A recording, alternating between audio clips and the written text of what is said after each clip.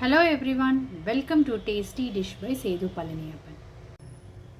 இன்றைக்கி கத்திரிக்காய், முருங்கைக்காய், பலாக்கொட்டை போட்டு ஒரு சூப்பரான புளிக்குழம்பு ரெசிபி தான் பார்க்க போகிறாங்க.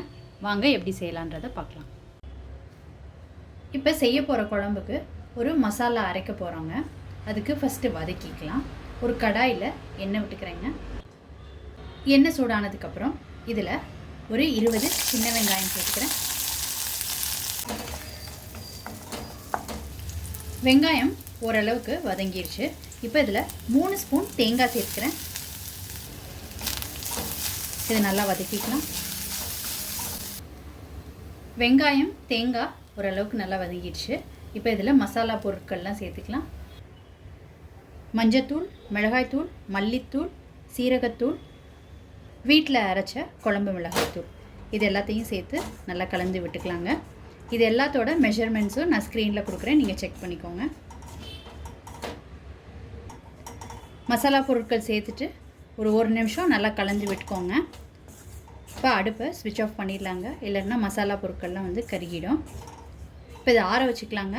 ஆறுனதுக்கப்புறம் கொஞ்சமாக தண்ணி விட்டு இதை அரைச்சி எடுத்துக்கலாம். நல்லா ஆறுனதுக்கப்புறம் மிக்ஸி ஜாரில் சேர்த்துக்கிட்டு இருக்கேங்க. இப்போ தண்ணி சேர்த்துக்கிட்டு இதை பேஸ்ட்டாக அரைச்சி எடுத்துக்கலாம். இப்போ குழம்பு செய்ய ஸ்டார்ட் பண்ணிக்கலாங்க. ஒரு கடாயில் எண்ணெய் விட்டுக்கிறேன். எண்ணெய் சூடானதுக்கப்புறம் இதில் கடுகு, உளுந்தம்பருப்பு, வெந்தயம், சோம்பு, சீரகம் எல்லாம் சேர்த்துக்கிறேங்க.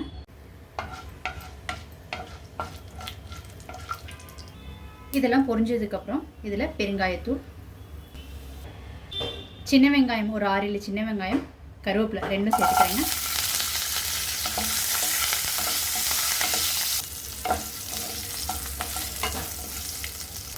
நாலு பூண்டு பல் சேர்த்துக்கோங்க.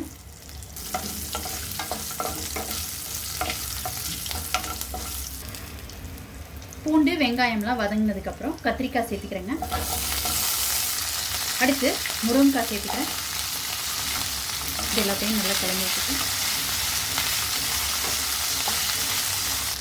இதில் ஒரு சின்ன சைஸ் தக்காளி சேர்த்துக்கிறேன்.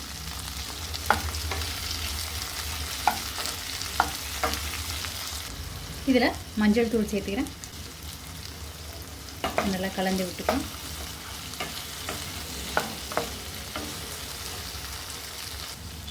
இதில் புளி தண்ணி சேர்த்துக்கிறேங்க. ஒரு லெமன் சைஸ் அளவு புளியை கரைச்சி வச்சுருக்கிறேன். இந்த தண்ணி சேர்த்துக்கிறேன்.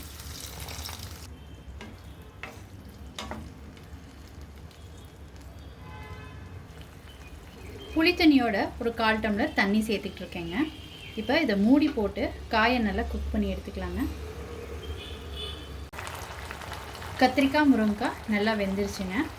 வேக வைக்கும்போது இடையில திறந்து பார்த்து தண்ணி தேவைப்பட்டால் தண்ணி விட்டு காயை நல்லா வேக வச்சு எடுத்துக்கோங்க. இப்போ இதுக்கு தேவையான உப்பு சேர்த்துக்கிறேன். இதை நல்லா கலந்து விட்டுட்டாச்சு. இப்போ அரைச்ச மசாலா பேஸ்ட் இதோடு சேர்த்துக்கிறேங்க.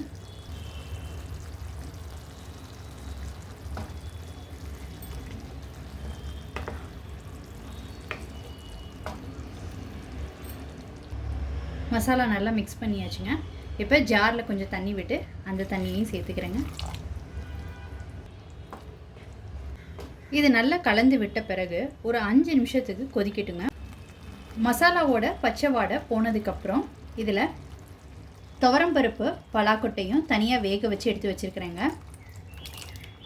துவரம்பருப்பு ஒரு 3 டேபிள் ஸ்பூன் எடுத்துருந்தேங்க.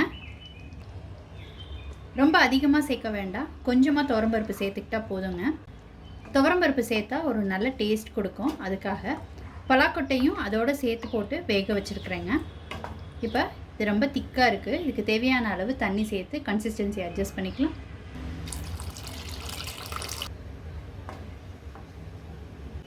உப்பு சரியாக இருக்கான்னு செக் பண்ணிக்கலாங்க. உப்பு தேவைப்பட்டால் சேர்த்துக்கிட்டு திருப்பியும் கொதிக்க விடலாங்க.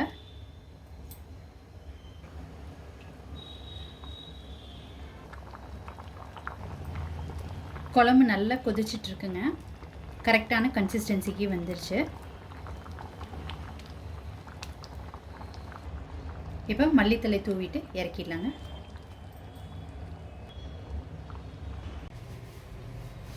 ரொம்ப சூப்பராக ரெடி ஆகிடுச்சுங்க. முருங்கைக்காய், கத்திரிக்காய், பலாக்கொட்டை போட்ட குழம்பு.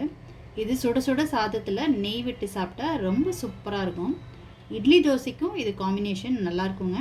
நீங்கள் ட்ரை பண்ணி பாருங்கள். ட்ரை பண்ணிவிட்டு உங்களோட கமெண்ட்ஸை சொல்லுங்கள். உங்களுக்கு இந்த ரெசிபி பிடிச்சிருந்துச்சுன்னா லைக் அண்ட் ஷேர் பண்ணுங்கள் உங்கள் ஃபேமிலி அண்ட் ஃப்ரெண்ட்ஸ்க்கு. Tasty Dish by Sethu Palaniappan சேனலை சப்ஸ்கிரைப் பண்ணுங்கள். நோட்டிஃபிகேஷன் பெல்லை கிளிக் பண்ணுங்கள் for more videos. Thanks for வாட்சிங்.